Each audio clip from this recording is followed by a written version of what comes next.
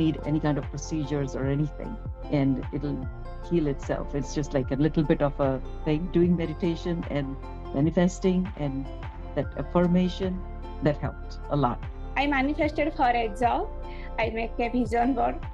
I started visualizing all the things, how my interviews are going well, and started converting my limiting thoughts to empowering thoughts. And this week, I got 2 offer letters. Yeah, I am so happy for this. I would like to share from my daughter's perspective actually. So she was writing a step 1 exam to go to US after her MBBS. Actually, I had heard from you, Chandra sir, that always you create your own reality through your thoughts. So I was constantly telling her that you create your reality. So just focus within, and whatever you feel will come through. She did that. Through that period she was meditating, and constantly she was inside she was believing that she'll make it, and she really did well. Like, she got through it.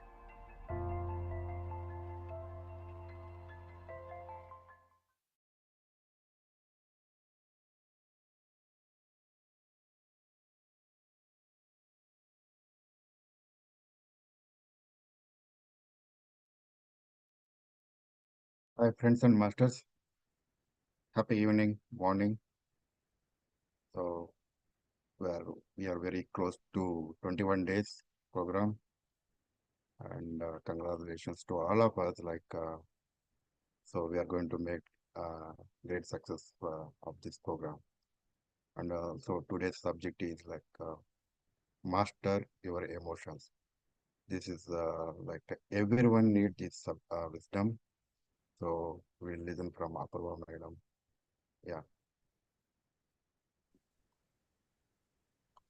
Thank you, Venu sir. So, welcome, friends. Good morning and good evening to everyone. So, yes, yesterday we learned about the pyramids and its importance and what are the benefits of using the pyramids in our day-to-day life and how it gives us the better meditation experience and healing power and preserving a lot of food items and many more. So today we learn about the EQ, emotional intelligence, how meditation will help us. So previously we have learned about IQ and spiritual quotient, mental quotient, lot of in the first and second week. So today we'll learn about the emotional intelligence. So let me share my screen.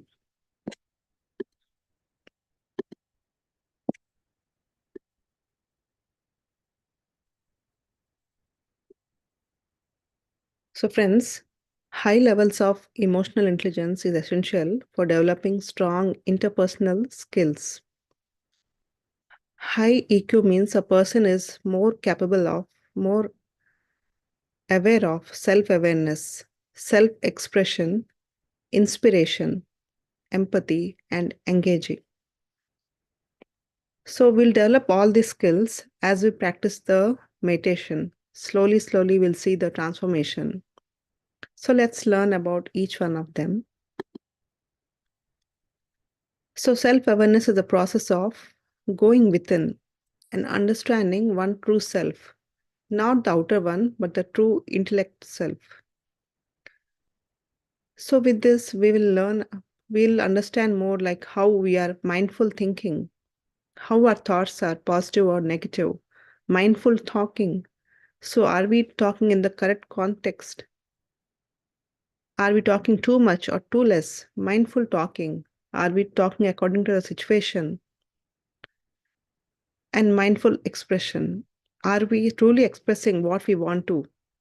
Or we are just thinking something inside and expressing something outside? That is not, friends. Our body, mind, intellect, everything has to be aligned. And gain confident about ourselves.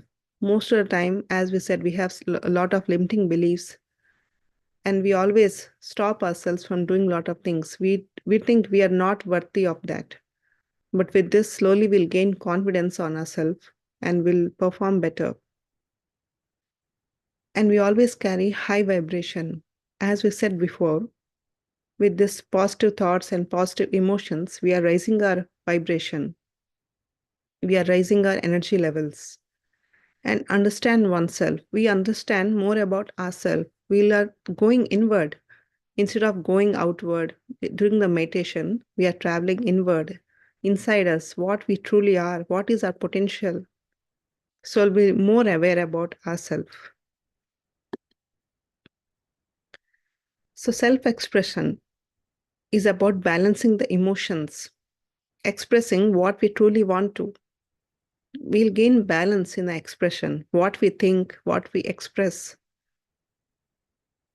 Express what is important positively in a good way. So if you want to express something to someone and we think what the other person will think, so we understand that we express in a better way so that what we want we can express, and definitely we think about not hurting the other person. So express in a better way or a positive way. Be truthful and compassionate and not selfish, right? So when our thoughts are clear, when we are positive thoughts and positive outcomes, so definitely we try to express in a good way. We try to build the relationship. No need to prove the point. We express if it is truly necessary. We don't try to prove ourselves that we are good, or we don't think that we need to prove to someone. We know what we are. So that's enough. It doesn't, we not need to prove about others, right? Prove to someone that we are good or we are this. It's just expressing what we truly are.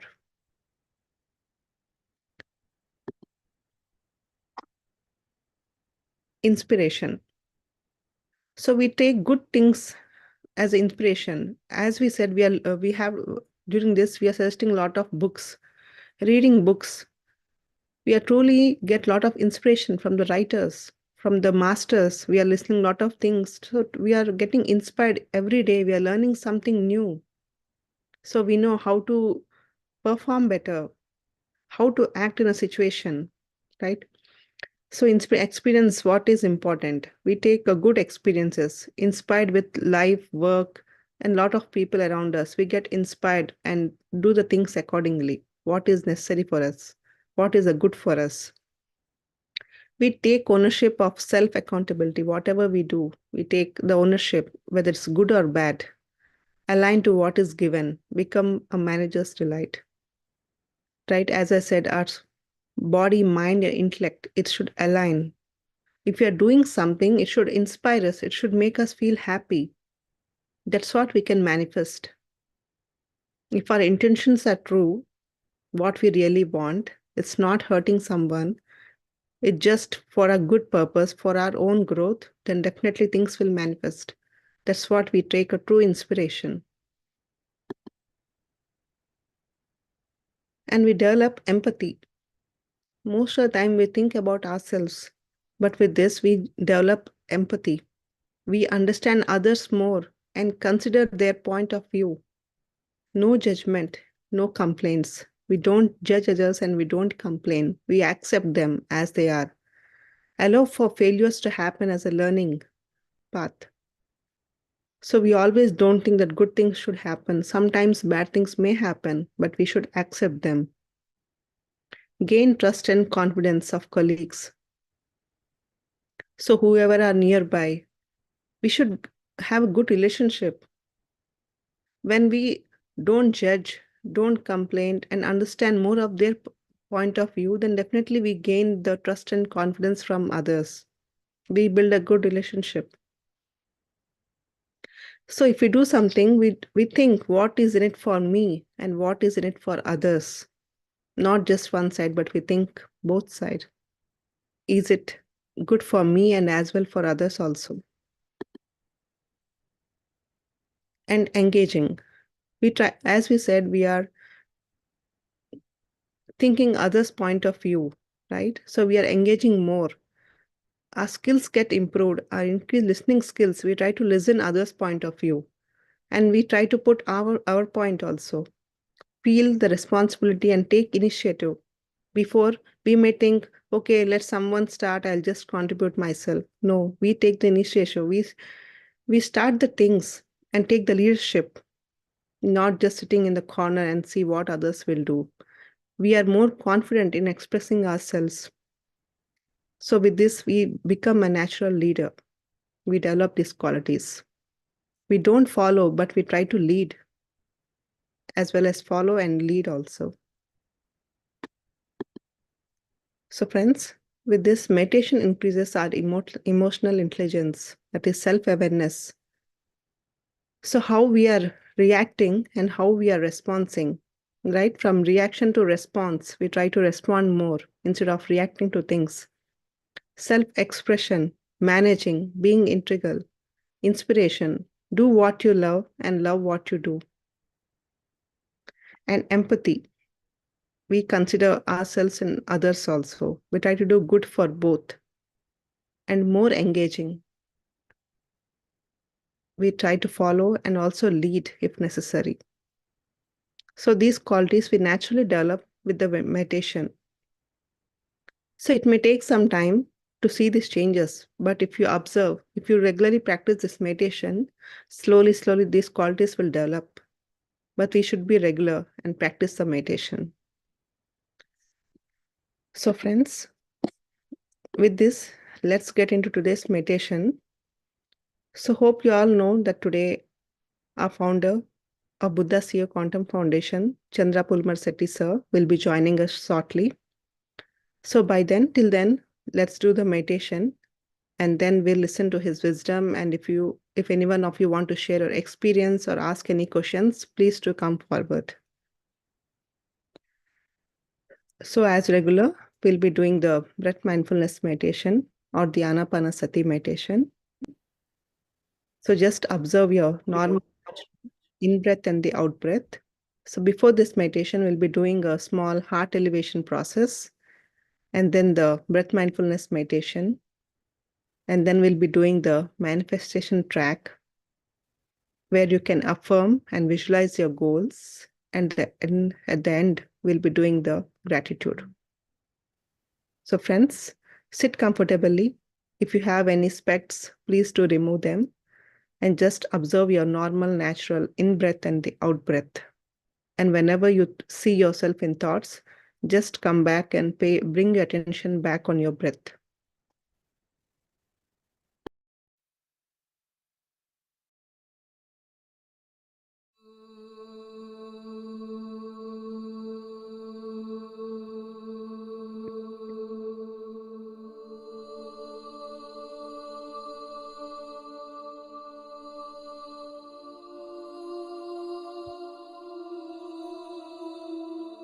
Dear friends, dear masters, with your specs removed, eyes closed, keep your hands on your chest area. Rest your attention on your sacred heart and connect with your heart center, the center of all emotions.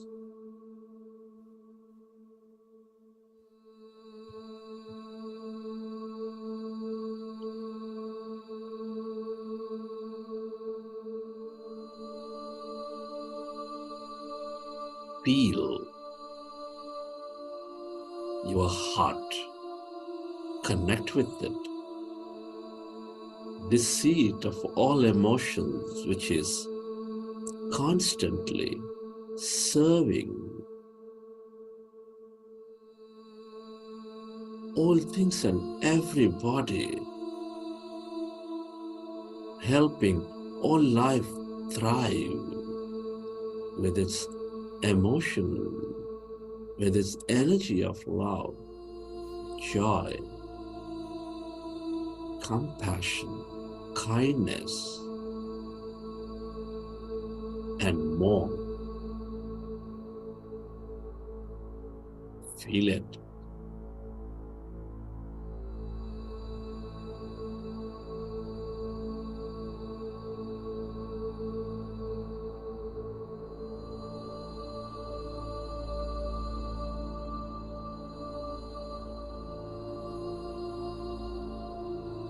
Connect with it, dear friends. Love it into your life.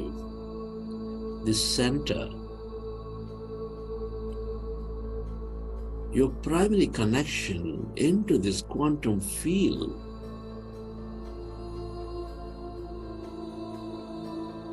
for all your experience of life.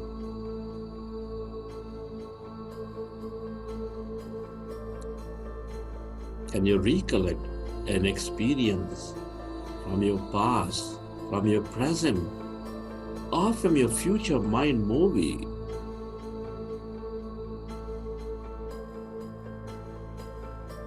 Relive that experience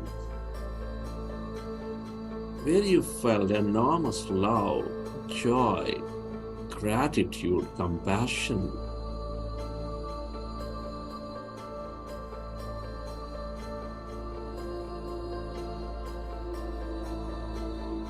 Relive that moment and feel that energy inside your beautiful heart.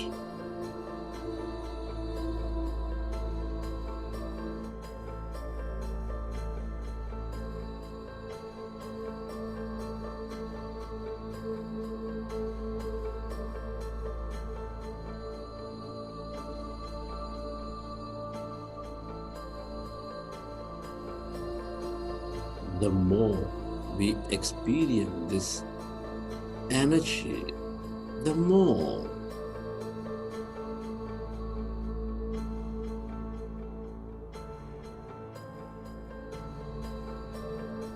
we find our connection to all things and everybody, the more coherent we become. Allow yourself to radiate that energy onto every part of this planet Earth to heal the planet, to heal everybody, to heal yourself.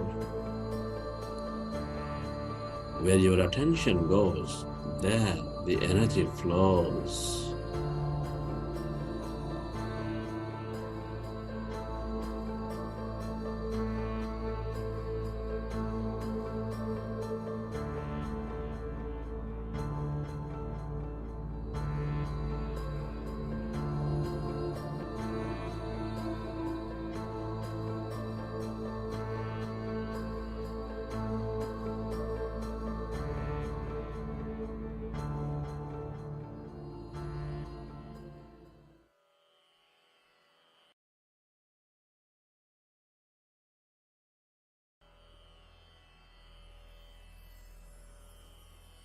And slowly, let's go into breath mindfulness meditation.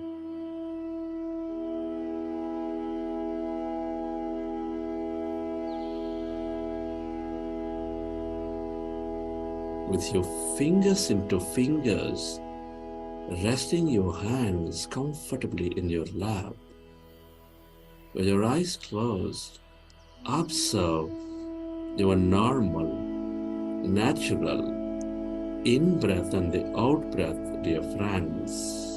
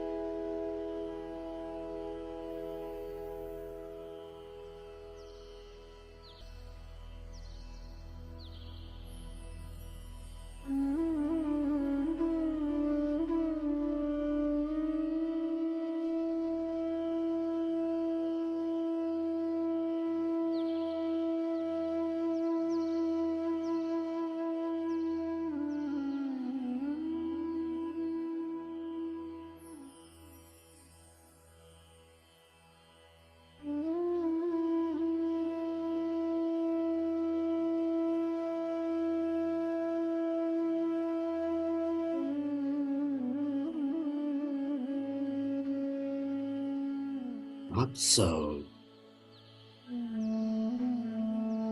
your natural in-breath and the out-breath.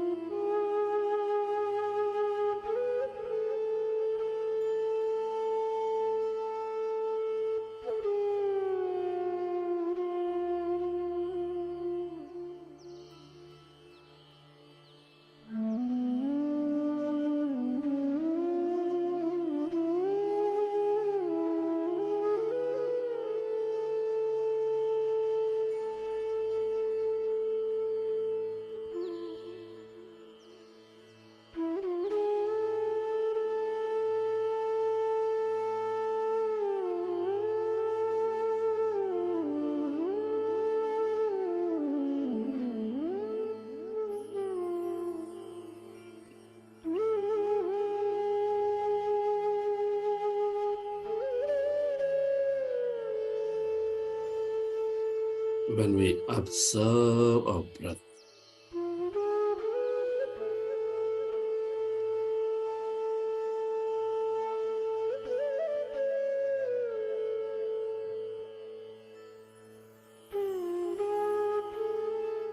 our mind may become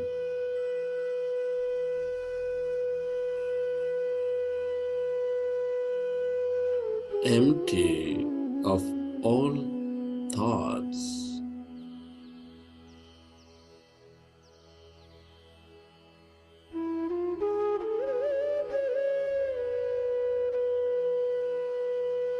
As our thoughts are becoming lesser and lesser,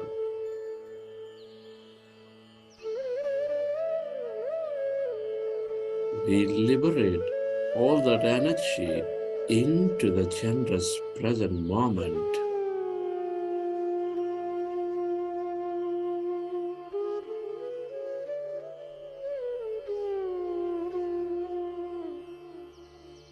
We allow our body to function at its natural best.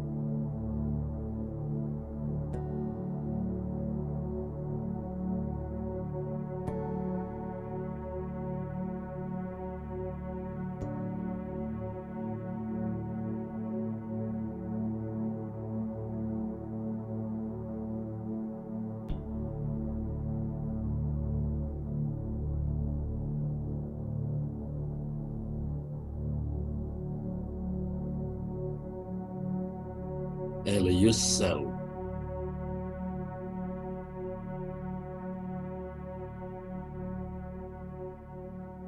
to merge into your in-breath and the out-breath.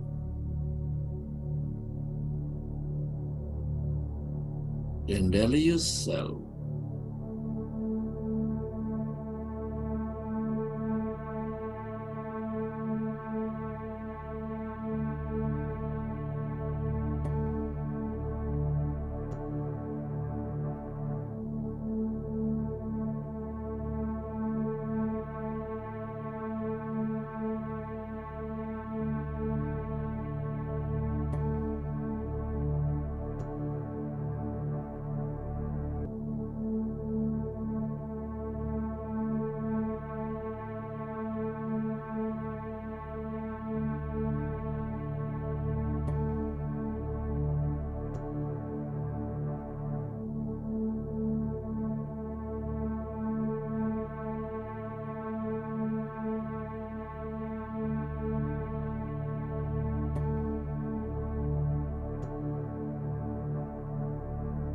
to experience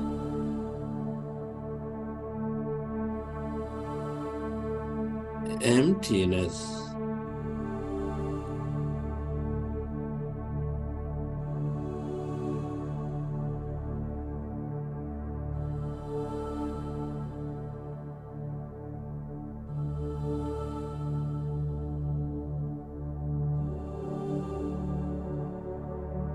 Can you notice that emptiness where there's no body, where there's nothing?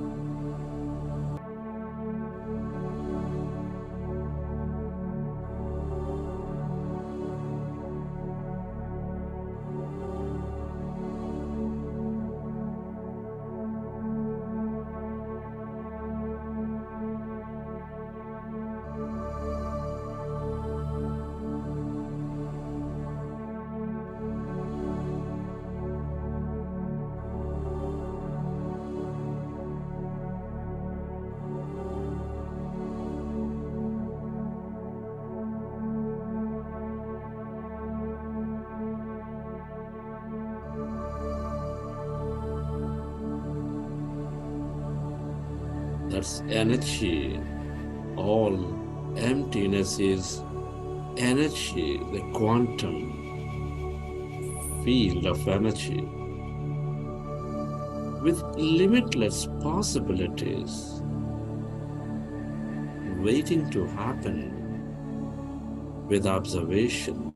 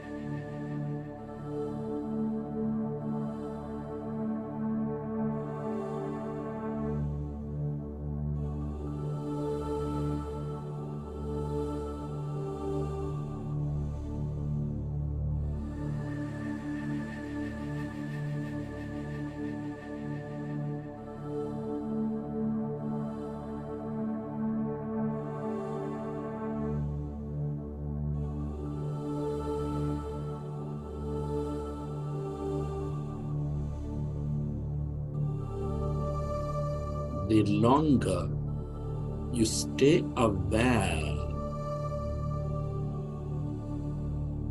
of this emptiness, that energy, the more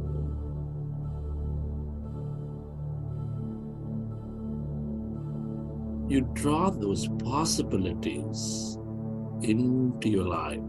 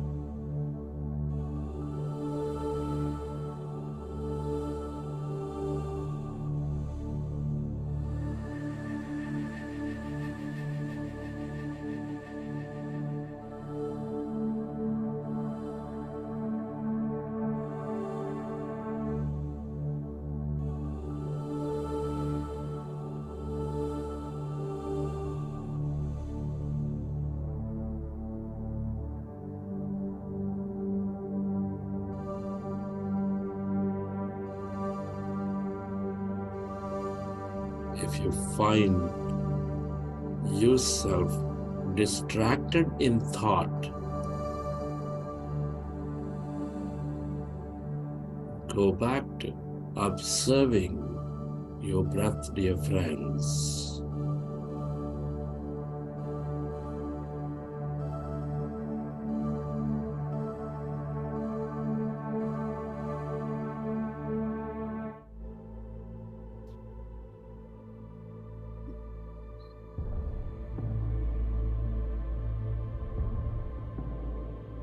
Friends,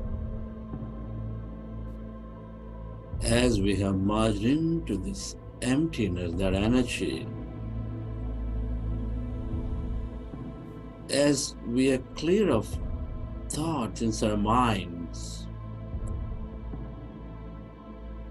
it's a beautiful opportunity to imagine and dream about a great future for ourselves. It's an opportunity to set clearer intents and imagine a future with heightened emotion to impress the field. Come on, friends.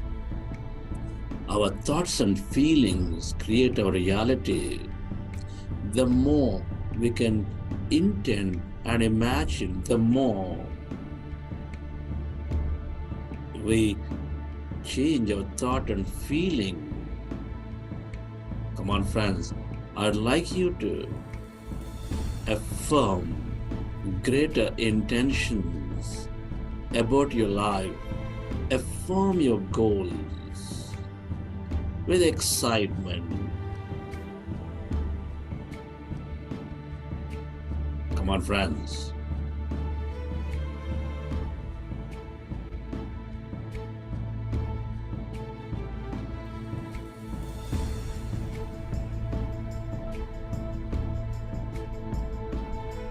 Now,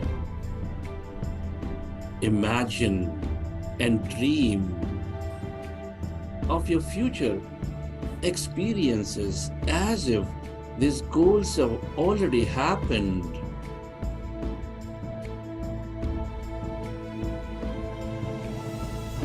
Imagination with feeling and emotion in your body, with clear intentions in your mind, dear friends, is sending stronger signal to the quantum field, stronger signals to your cells in the body. Feel it, dear friends. Imagine your future experiences as if the goals have already happened. Come on, friends. Express and feel that emotion. What choices are you making in this new life?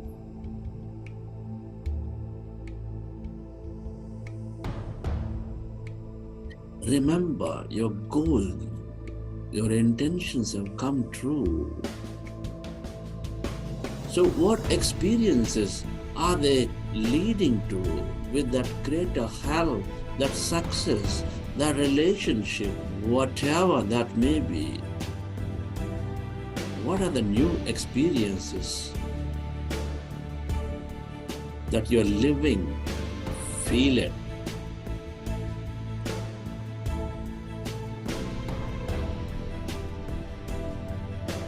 Experience every bit of that mind movie of your future.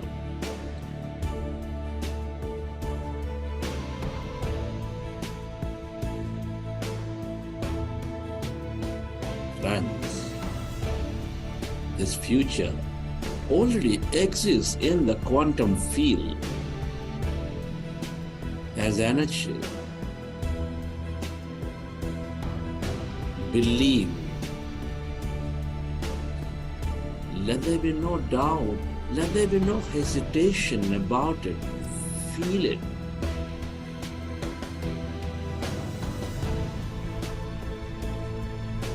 That joy, that confidence, that beauty, that gratitude, that meaning, whatever that feeling may be, dear friends, I want you to experience that energy in every cell of your body.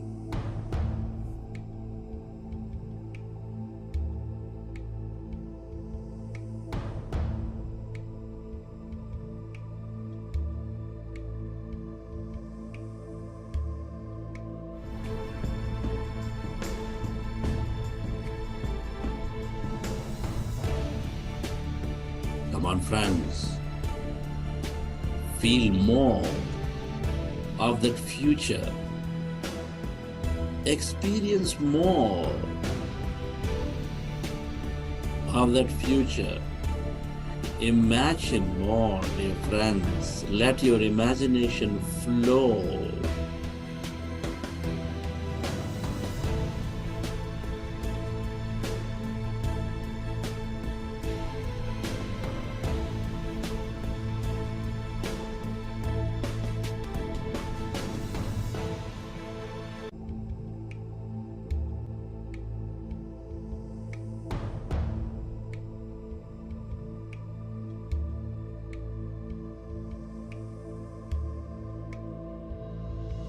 The stronger you feel that emotion, Be clear your intent about that future.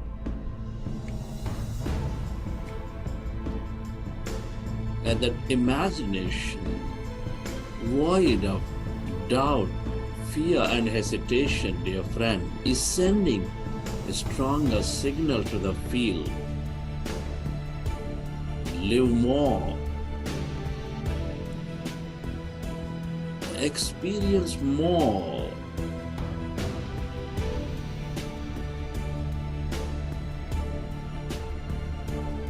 Enjoy more. And connect with that future more, dear friends.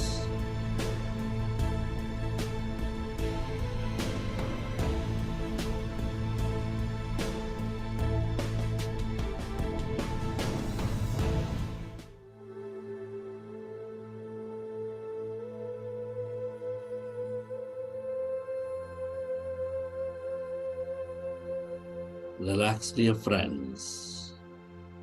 Relax.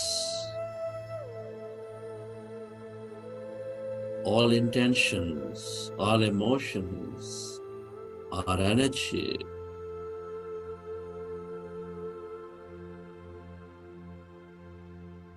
Let your body absorb these energies and let this unified field organize this future for you at the right time and place.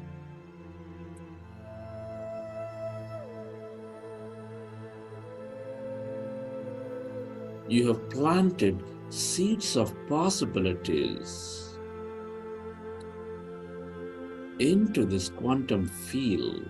Be certain whatever you emotionally embrace with clear intention is always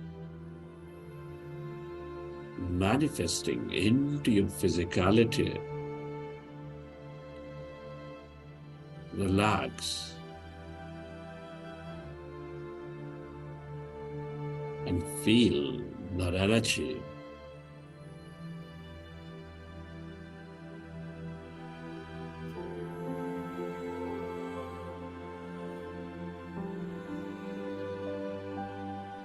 And place your hands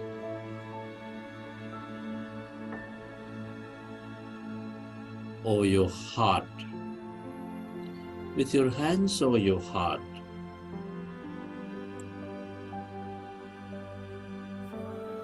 bless your body into a new life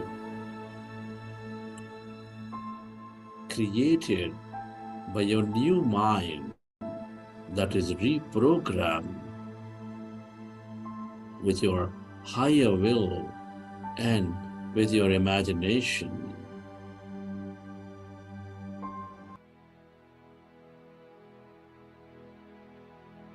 Your gratitude to all things and everybody for allowing you to create this great new future.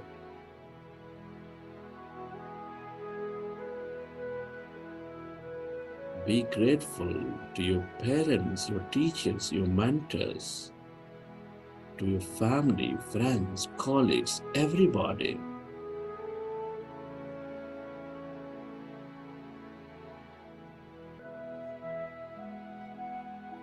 Be grateful. This is grand nature. The birds, the fish, and the animals. To everything you use, the technology, the system, the government, the institutes.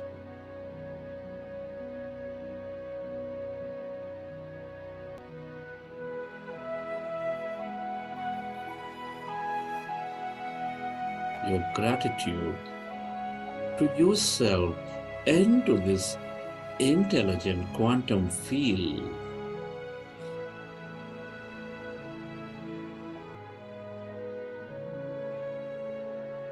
And recognize that this future is unfolding for you from this very moment in a way that you least expect and imagine.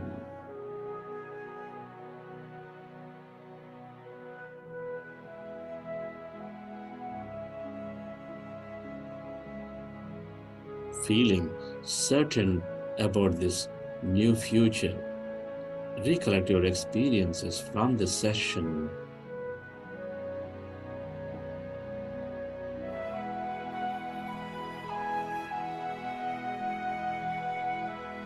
And whenever you're ready, you may open your eyes to your whole new environment, to your whole new body in a whole new time of your life.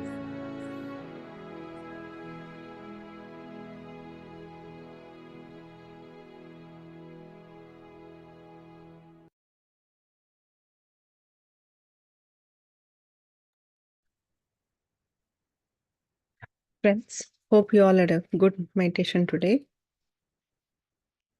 So, as we said, today our master and mentor, Chandra Pulamarisatti sir, has joined the session. So, we'll listen from him his wisdom, and later you all can interact with him. So, Venu sir, can you please introduce Chandra sir? Yes, madam. Thank you, Apurva madam, for the opportunity to introduce Chandra Pulamarisatti. Chandra Pulamarisatti, founder of Buddha CEO Quantum Foundation, is a successful entrepreneur, former vice president at IBM Corporation, meditation coach, and board member of Pyramid Valley International, Quantum Life University, and others. Chandra Pulamarisatti attributes a lot of his success, including the acquisition of his software company, to the powerful techniques based on meditation and manifestation. Inspired and deeply transformed by the teaching of Brahmarshi Patriji. He has studied several masters from East and West, including Dr. Joy Dispenza, Swami Rama, Neil Donald Walsh, Seth, and many more. He has been practicing meditation for over 22 years now, teaches regularly to leaders and professionals, conducts multi-day meditation retreats, and participates in several meditation service activities. Chandra shares the dream of Patriji of a spiritual world being established in the shortest possible time, where every leader transforms into a Buddha CEO and contributes to this cause significantly. I welcome you, Chandra sir. Thank you, Venu. Thank you, Apurva. Nice to see there, everybody. Ramesh. Thank you, sir. Sonal madam there. Who else is there? Sridevi madam there. Mahesh Garu. Okay.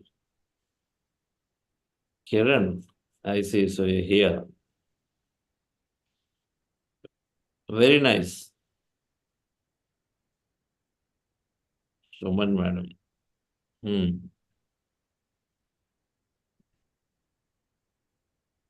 Everybody is there. Pradershan is also there. Madam. What is the topic today? Sir, emotional intelligence. Today, emotional intelligence. I'll listen to you.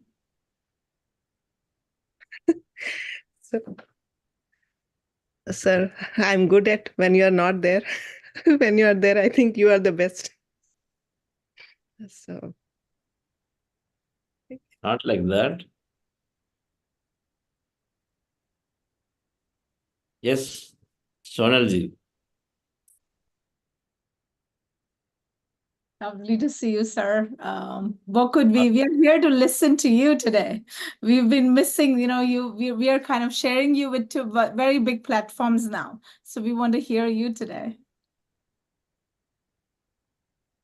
I'm really, really happy that we have so many joining, and 3 weeks are coming to an end here. Even I was there in the Dubai program last week. Very nice. Nanaji Garu and Preeti Agarwal.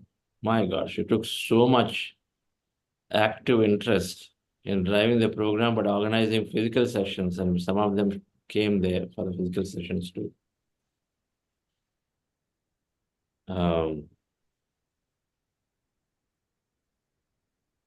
Thank you, Sridevi madam. You shared your experience here in this program? I did. You shared or not yet? I did. Can you You hear me? did. Yes, Yes. yes. Yeah. In fact, I shared my experience today with Richa madam in the other program. Okay. Yeah, yeah. Apurva is doing very great, sir. You know, she's doing even when you're here also. Yeah, I heard your emotional intelligence on Apurva. You did great. You know, it's like a review for me again, you know. Yes. Maybe we can hear from you Sure. on emotional intelligence. Yes. That is a very interesting topic for me. Yeah, definitely.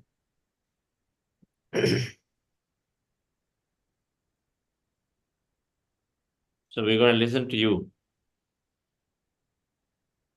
a little bit about understanding of what it meant to each of us, because emotional is a vast subject. Right? It's a vast subject. What I understood is that there are many, many concepts in spirituality. If we get better in one thing, we get better in all of them.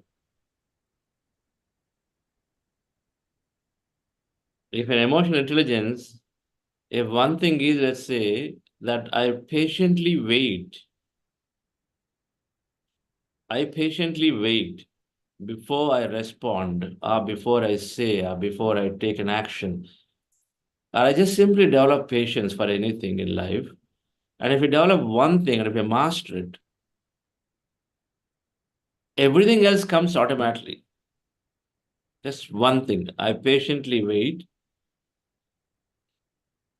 and then I develop a lot of patience. So automatically from there comes our ability to become positive, because we have ample time to wait to see where your mind is. And so then automatically we only can stay in positive territory. So things get created for us beautifully.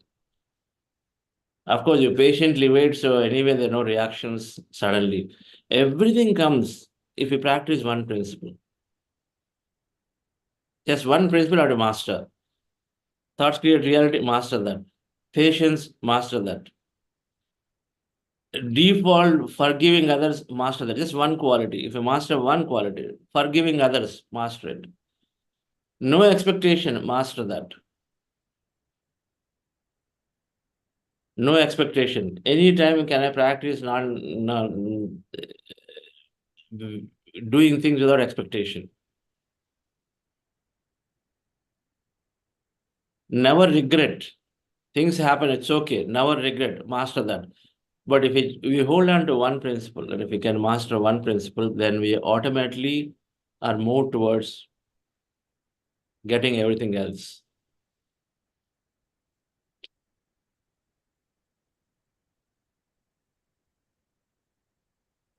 So the reason, and we introduce this concept of emotional intelligence,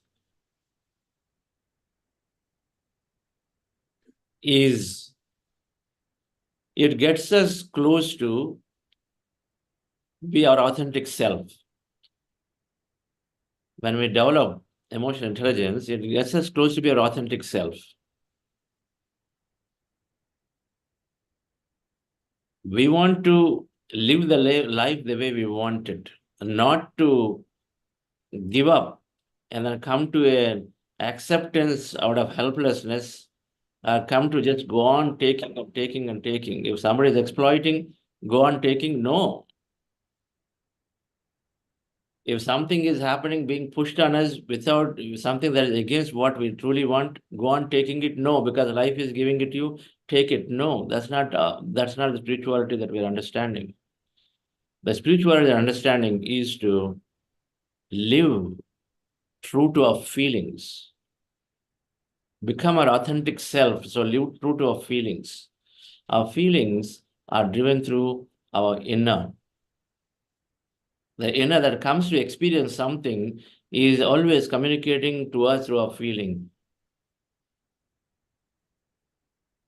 And when we develop emotional intelligence, and with meditation is developing plenty, then we start living through our feelings because we develop something called expression.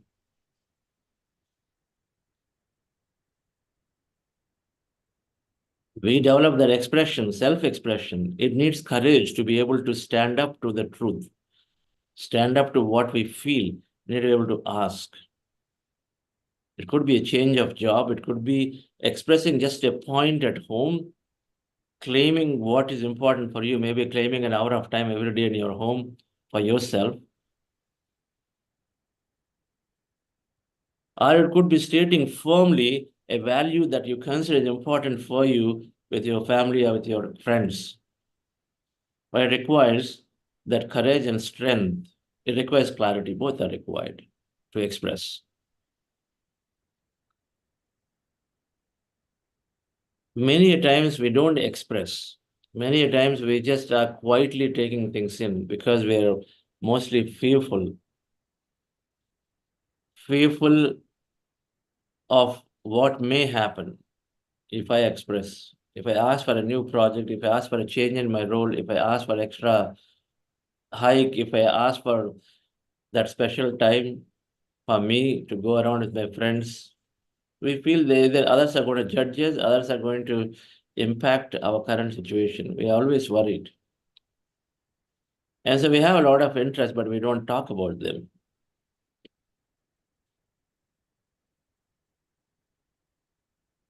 Many times people don't even ever think that they exist. We exist as an individual, so we matter. We don't even give importance to us in service of the family a lot of times. In service of children, family, many times we don't even give any importance to ourselves. We don't even exist. So asking something for ourselves becomes so difficult. We feel guilty for it. Am I being too selfish?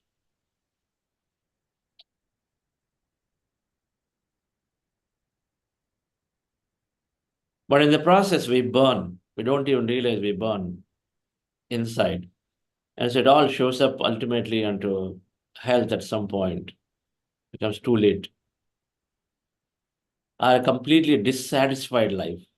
Outside is good, but inside it is just burning. It's a dissatisfied life. Perfect duality. But meditation is giving us that great strength to express. So we are saying emotional intelligence as awareness and expression. Two most important things of emotional intelligence is awareness and expression. Awareness so that you first become a better person before you start expressing. Awareness is required so we know what we are asking. We know how we are asking.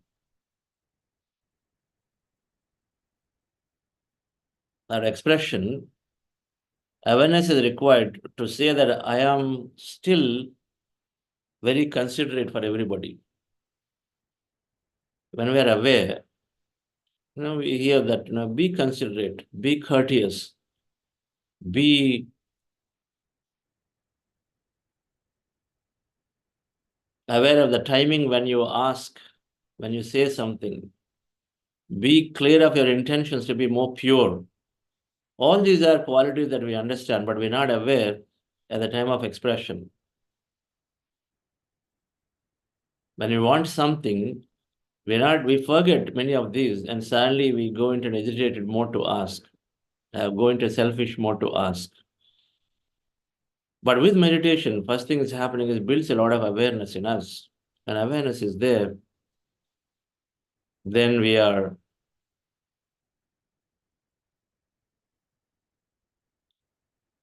calm. We are normal. We are calm when awareness is there. We're calm before we express something. First thing is awareness. When awareness is there, when people say something, we don't respond that quickly. We don't get hesitated. So we are preparing ourselves with awareness in an environment of people where we want to engage with them, interact with them. So we have perfect balance of our emotions in being able to communicate. So awareness is required.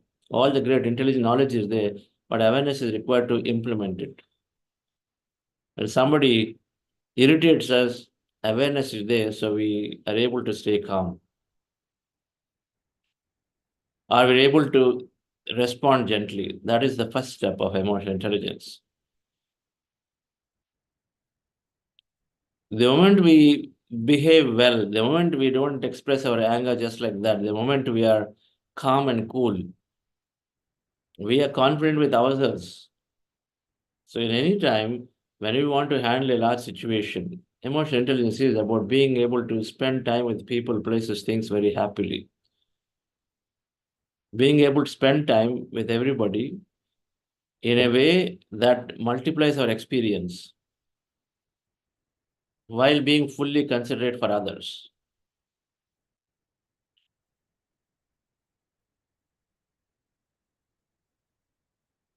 So first we need awareness. In fact, the entire meditation practice is doing one thing to all of us, awareness. Our practice builds awareness, and then we are learning a lot of good knowledge. So then when these two are synthesized, we have something beautiful. So we have greatest clarity of how to take things for ourselves, how to wish, how to express, how to create.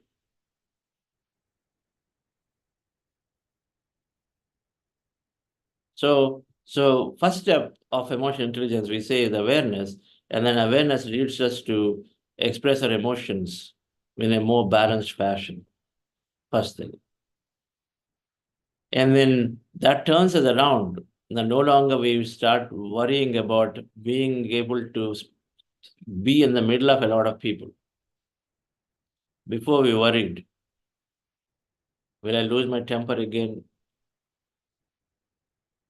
But now we don't get worried. And so then second step of the emotional intelligence, or second thing is then expression comes. Awareness brings us understanding that there is abundance. When there is abundance, our awareness brings us understanding that my thoughts create reality. So a lot of fears start dropping. Okay, it's all with me. The empowerment is with me. And so fears go away. When fears go away, then we start expressing well. We start communicating well. So self-expression is the most important aspect of emotional intelligence that is developed to individuals when we meditate, because it is building awareness, because it is giving us courage and strength to express. We stop worrying about what others will think of us, because we know that that doesn't matter. We start recognizing with our awareness that, okay, I have to be happy. If I'm not happy, if I don't take oxygen, I can't support somebody else. We know this. So when my happiness comes not by suppressing and then helping merely others for the sake of it, my happiness comes by me being happy from inside. Helping others can only have meaning when we are happy. Otherwise, we are trying to help others, but with a feeling of frustration, sadness from inside. So what we are actually giving is that energy, that negative energy to others. When you are unhappy, you try to help others. There's only mechanical help we are giving. So self-expression, to ask for things, to express what is important to us at every situation, is fundamental to be able to become authentic. If I don't like something with a colleague, we gain the courage to stand in front of them and then express it in a nice way, in a way that is not coming as arrogance. But you'll know it. Because you're aware of your emotion, you will know it. You know the timing, the right speech. an expression comes. Gautam Buddha, when he talked about speech, we need to know the right timing, when to do and not to do. In the middle of a big meeting, somebody says something which you don't like, you don't have to counter them right then. If your intention is to simply tell the other person that there is a better way of doing it, we don't have to show a point to everybody else that, okay, this is the way to do it. Instead, if your intention is to see the other person sees and they recognize it, because of which the bigger benefit for the entire organization, then we stay quiet. The timing is not right. But instead, we step out of the meeting, we go later and then have probably a one-on-one conversation when the other person is in a good mood, and sit down and say, here are the 5 things. What is your intention? To see that there is a better way that is adopted. And if that person is senior, and then it's better that they adopt it and that they communicate it for everybody, then it's even good. It's got better support. Wider support from when a senior person tells. We want to see that they tell it, not we tell. It's not our idea. Our idea is always, everything is coming from somewhere. But our intention is to see things improve, then we do the right timing. Timing is important, when to communicate. Our tone is important. Our intention is important. 3 things. Emotional intelligence is to have that awareness to maintain these 3. What intention with which I am trying to express. You can give feedback if the intention is to improve, not to expose somebody. But at least the expression is there. Why? Because it's so important for you. You are in this company, you are in this home, somebody is doing things that you don't like. But it's important because it matters to you. It affects you in some way or the other. And so then it must be expressed, but expressed with these 3 things in mind. When awareness is there, we are, of course, we are courteous, we recognize the right timing for it. And when awareness is there of all the good knowledge, we understand, we are connected, so we stop exposing people. Instead, we always have good intention to improve things. We have the intention to improve things overall in a way that helps us to experience better, right? Why do you go to offices? Either for earning money or for adding some value. We have a talent, so we want to add value. We want to create things so that office environment supports us. Or we earn money so that that money supports us elsewhere to pursue our interest. Our third thing is that we have some talent which want to help in that office environment, help them, train them, give them that knowledge, help others live what they need to live. There are 3 reasons why we go to any group. Companies like that, business. One of the 3. It's got to be one of the 3. Either you directly help people with your knowledge, your understanding of life, or you have interest to create things. So you want to have a great environment where you can create a new product, new thing, others benefit because you feel inherently have the talent, or you earn money. One of the 3. So we want to be focused on either of the 3 requires a good environment, not one-upmanship, not domination. So dear friends, emotional intelligence is to express beautifully so that we can claim what we want. We can set things up the way we want them to see. That courage is required. We don't sweep things under the carpet. We don't hold things to ourselves. We're not worried. Because it's important, because if you want to live our life happily, then whatever is that is important to us must be expressed. If we don't like a job role, we must express to change the job role. Rather than going on unhappily dragging ourselves to work, we must express it. We may feel worried. If I ask for a change this time, the manager will say, oh, this is the worst time. This is so important for the company. Don't ask for it. And then we make an argument for ourselves and then we stay back. And that time never comes. But you ask today, what's the worst case that's going to happen? They may see that you're too selfish because you want to change in the role while there is a crux of the time. But you know it. You make a decision. If that is not the right timing, maybe ask for 3 months later, but do ask. If they think you are selfish, there are so many other places where you can still work. If they don't understand when you ask for it, if they think that way. Many times I can tell you they don't think that way. And many times if they think that way, when you express it, it's not worth the manager at that point or the system at that point.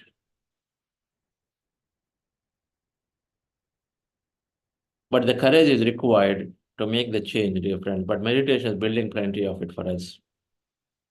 And then many more are there. A 40-day program is covering these. This is a big subject. But if you are able to express, then we start getting what we want, like a change in the role, able to express at home our opinions. So then automatically people consider it and then start making a change to themselves, are giving priority to what you're looking for. Naturally, it comes into our life. And we start being happy. When we start being happy, then we start inspiring others. Pretty simple. First thing is to be happy with ourselves. So set things up. So when you're happy, then we inspire others. When we're happy, that's the time we always want to help others. It's a natural equation. You know it. If you're happy, then we want to help others. You help others, you're inspiring others. If you're happy, you do things very greatly, meaning you are going into the detail, you attend to it, because whatever things that we do when you're happy, we are doing it the best way. Our energy goes into it. Where your attention goes, energy flows. So when we are liking and doing something, then our energy flows there, it becomes the best. When it becomes the best, then you automatically are inspiring people around you and say, wow, what a quality stuff you're doing. How beautifully organized this event, how you drew this paint, whatever that is. But we produce a lot of high quality things. So we're inspiring others. People look at you. Inspire others, people look at you. So you become a lot more successful because you're setting an example. Automatically become successful. System recognizes us. And in happiness, we help others. So we become more empathetic to others. We start giving support to them. So this whole thing, dear friends, starts with building awareness and then expressing to claim and then to have things that are important for us. Very, very important. The first thing. That's why you call this, whether you call it self-love, whether you call it living your dreams or whatever, but requires us to express what's important. Family may be bothering you and saying, no way you can start your business. It'll put us into trouble. They may be worried. They'll not let you. How many people have the dream to start their own venture, but they don't, either because they're stopping themselves, thinking that, okay, anything can happen. And so we keep on postponing for year after year after year. Okay, let me earn a little more, little more, little more. Then I have enough, then I can do it. It may not come because we don't even know it exists tomorrow. I used to spend a lot of time with Patriji every month. He used to come. Patriji is very, very grateful to him forever. Having a mentor, a spiritual mentor, is always great. So every time he used to come to Bangalore and visit and stay for a day overnight, the inspiration, I used to ask him, what motivates him to be there every day, working so much? He said, I love teaching meditation. Doesn't matter one person or two. But I do it because I don't know tomorrow exists for me. Just as good as I'm just like you. I don't know tomorrow exists for me. So I want to be fully satisfied. The moment of departing, we all have a huge review. The last thing you want to do is to do a review and say, oh, shucks, I should have done this. I should have done that. Okay, why didn't I not do it? Too late. Too late. At any given time, he said, if I look back and I'm having a cup of coffee in this place and then relaxing time, suddenly our brain goes into mind goes into review mechanism, contemplation. When I contemplate, I should not feel that, why did I not do this 5 years ago? Why am I doing it now? What is the reason I kept delaying things? He said, I don't want to ever regret. I don't want to ever feel that I should have done that. So I always take it a point to figure out a way to live what I love to do every moment. Because I may not have a tomorrow. And then when my tomorrow is there, when I sit down, I should never think and regret back and say, I should have done this then. So friends, claiming what's important for us and then talking about it, because the concept and has been done in the manifestations week. It was done, right? And the manifestation week is done, where we talked about our thoughts create reality. Our feelings draw things to our life. So our thoughts create reality. So you want to express. Expression leads to greater thought of what we're looking for. While in thought is there, it has to be translated to an appropriate, beautiful words to express it in many ways. And emotional intelligence is to have that courage to express it perfectly. And so we claim, and so then we have the entire chain of emotional intelligence that psychologists call it inspiration, empathy, engagement. All of them will happen automatically when we are happy. Thank you. I would like to hear from some participants, anybody new, or anyone wants to say a few words about how you enjoy this program. Yes, friends. Anyone want to ask or share? Please raise your hands. Yes, Madhu sir, you can unmute yourself.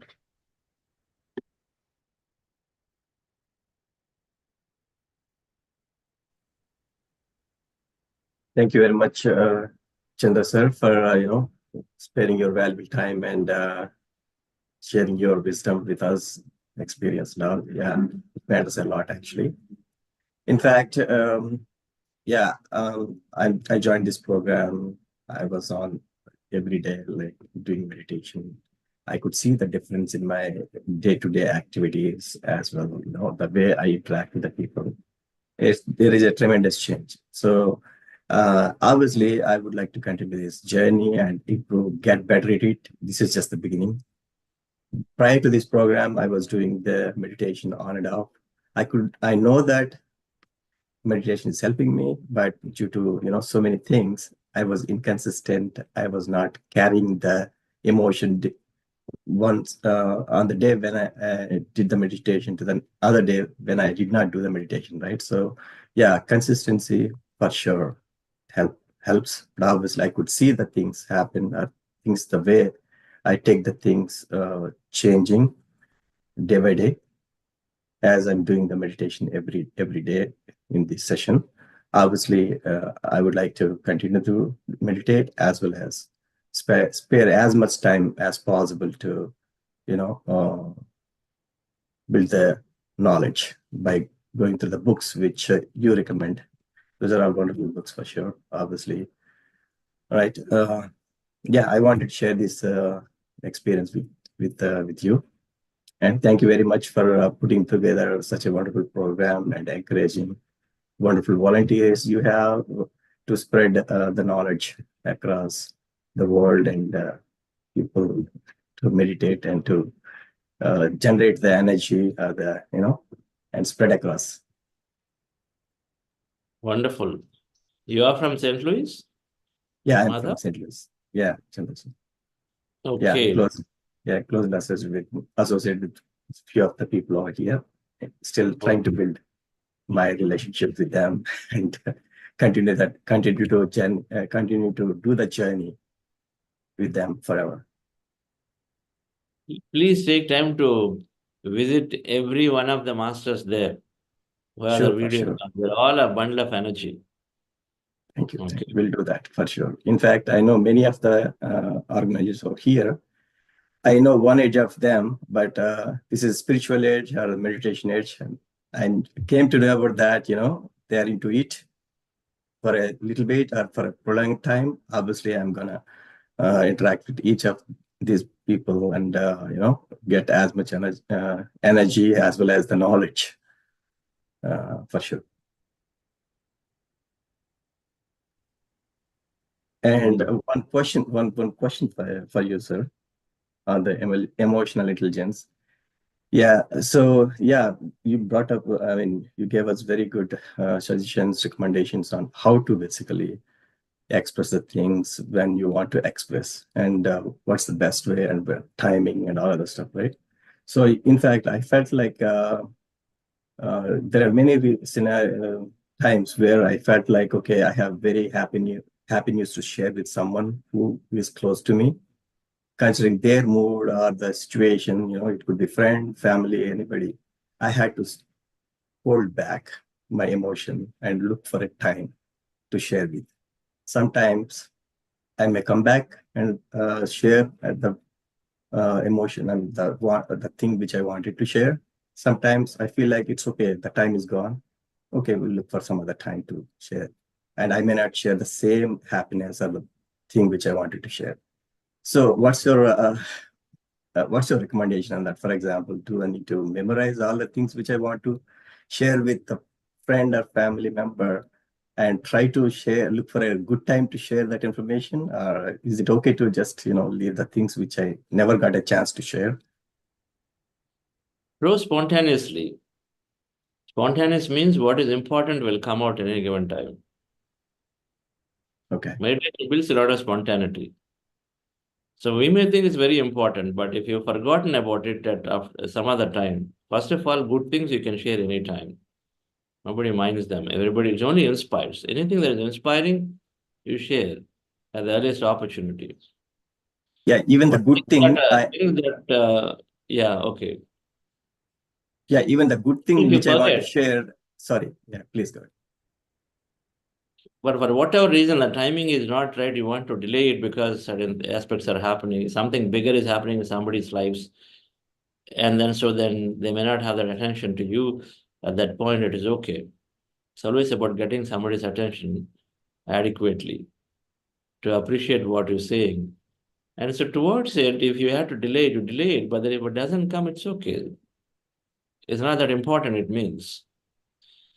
One thing we learn with meditation becomes spontaneous. So what is important at any given time will always come. Okay. So that's what I would do. Sure. Always recognize that best is happening. If we want to make a lot of points, even suppose somebody's asked you to speak and you come up to the stage and you start speaking, you would have thought 10 things to present, but you only bring 2 things. After the speech is over, you go and sit and say, oh, that should have said that. The mind go on thinking about it. All right. But we recognize that the best comes anyway. In that moment, what is required comes is all that comes. When we're ready to flow, when you don't alter the state of what needs to be presented. And best comes through you. What is important will come through you to the audience there. Okay. But for that, we have to have this understanding that always best is flowing through me. And let me flow. Let me not interfere. And then because I prepared these 5 things, I'm going to do the 5 things. You prepare. You do what you want to do. But when you're stepping into the presentation, when you're having a conversation, you say, I am today what is right for here in the situation for the people involved here. I am speaking, I'm delivering, I'm communicating. That's what I'm communicating. Whatever is the right, I'm communicating. Okay. And we say that to ourselves if you're not in the state of flow. But if you're in the state of flow, you don't say anything. But you're going there, not resisting, not trying to recollect, not trying to pause conversations and say, wait a minute, let me tell you what is the other point I want to do. All that we don't do, but then go with what comes and then you say it. Okay. So everything that you're talking will automatically get covered in it. Being spontaneous, and spontaneity gets developed through meditation. Meditation brings a lot of things into the forefront. Now we have to give a little bit of support by letting go and easing ourselves. Spontaneity, the biggest enemy of knowledge, is that, oh, I might fail. How can I just say something? And so many people in front of me are there. I can't just say something. And so we always have this fear of failure or fear of being judged differently because we don't trust the source. And so we don't let our spontaneity play because we have this big thing that, okay, what is out there is really very, very important. Senior people, something. So I can't just be that. That prevents us from being spontaneous. But we have to experiment. So experiment in small ways. You know that spontaneity works great. You are always feel that you presented well, somebody is saying you. So then continue with again and again and again, like that, right? I learned this from Patriji. No matter how big conference that he went, he wouldn't even bother to ask what is his topic. We never even told him, he never even asked for the topic. What is the topic for his conference? And then we have to go, before stepping onto the stage, sometimes they say, sorry, I'm speaking today on science of meditation. Okay, that's all. If at all we tell. But if we didn't tell, because he wants to still do justice, because we put something on the schedule, he'll take the schedule and he'll slightly see, okay, what is written against his name. That's all it is. Spontaneity is there. Because that prepared, because he recognizes that preparation is really through the field, when you truly allow things to be spoken through you without any fear. When we don't have fear in what we're speaking, then automatically we flow. Okay. Sorry, if I have other question for you, if you allow me to go for it, I can. Please go ahead. Yeah, actually, so one of the situation, like in anybody's life, you see some of your family member or friend going through huge pain, and you know that they're gonna be no more sooner or later. How do you basically take such accept such a situation, and how do you get going? So for example, you are so closely associated with Patriji, when you know that he's having health condition and he's going through a lot of pain, and you know that he may not survive for a couple more years or whatever, and eventually going to pass away. So how do you take such huge pain, and how do you get going in the life? We have to understand that we have to demystify death. You have to demystify death. Then you demystify the temporary nature of every experience that we're having. These two things we have to have a solid understanding. The temporary nature of everything around us, and demystify death. I've studied adequately. And then once you have that understanding that death is only a passing stage, for that, how do you know? When you have studied adequately about life after death, there is so much research, so much literature that is saying by Raymond Moody, a scientific understanding about life after death. Raymond Moody, NDE, near-death experiences, he documented for several people who go into hospital through accidents and this and that. They go off somewhere, they come back invariably telling what they've experienced. It is there, the research is there significantly. Near-death experience research, close to it, in addition to, so all of these, in addition to past lives, in addition to many things that others do. But ND is perfect in the sense that they actually have scientific evidence to it. Because the person who's coming back from a near-death situation is talking and saying, I've gone and seen beautiful world, this one, that one, that's happening, this happening. All that they say. I say, hey, is it all a hallucination? Then they also tell you what is happening in the hospital room, in the theater room. They're talking about the dress color, the code, how many doctors are there, what are they doing. And to the point somebody is telling, hey, you left a scissors inside, please go and take it out. Okay. So there is adequate evidences of these ND experiences to demonstrate that there is life after death is there. We just have to be open to study many of it. So when we study those,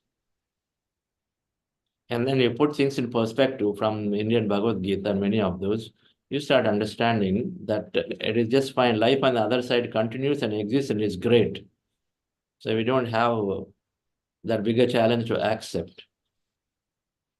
That impermanence of experience is also there, which we need to accept, because the problem that we are saying, when everybody very, very close, comes because we're attached to it. The attachment comes because we think it's permanent. So we need to recognize impermanence. Things come and go, we know it. Who doesn't have death? Gautam Buddha was asked, one woman is crying, we're looking at a child and say, my son died, so please bring life to him, because she thought Gautam Buddha can bring life. She's crying heavily, and he asked her, please go to any house, you go to the houses and then get me a fistful of mustard seeds or a fistful of rice from a house where there is no suffering or death. Then I'll bring your child to the life. So she comes back after 2 hours and then carries the child home. That's all. She understood with that sufficient. Yeah. So demystifying death and then understanding the impermanence nature of material reality will absolutely help us to cross over it. Patri's case is different. Patri's case is sickness is not sickness. Patri chose to go. And I don't even consider sickness. You chose to go. Great masters choose to go.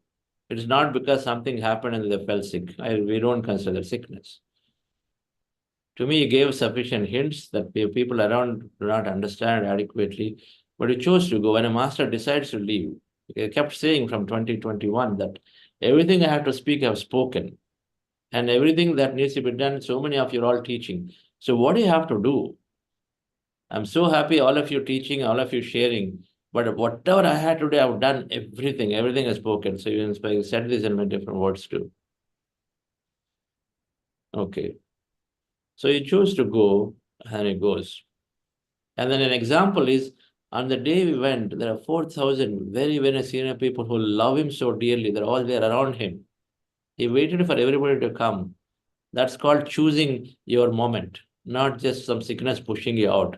You chose. And so then everybody around that everybody, they loved him so much. They're all people who inspired him, who really, really feel connection to him. They all were there.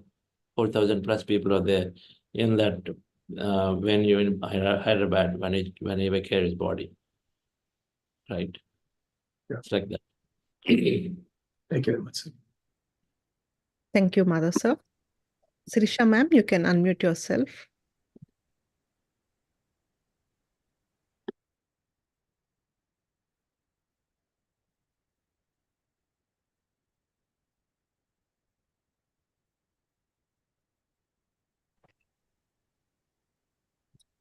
Hello, Chandra sir. Yes, madam. Thank you so much. So my heartfelt gratitude to you and Buddha CEO team for all your efforts and time to spread the awareness to bring change in the community through a great platform called meditation. And I learned so much in the past like 3 weeks. And this is the simplest and most meaningful form of meditation process I have ever experienced. And first of all, thank you all so much for doing this. And thank you for the great words from you today. So I really enjoyed these sessions, and I'm hoping to continue. And I have one question for you today. So how did you start meditation, and when? Why did you feel? Why did you feel that this is your path? That you need to choose and bring awareness in the community. So what made you start meditation, and what made you believe in this? It happened for me. Like for many, the reasons may be many, but it happens. I don't think we choose, but it happens.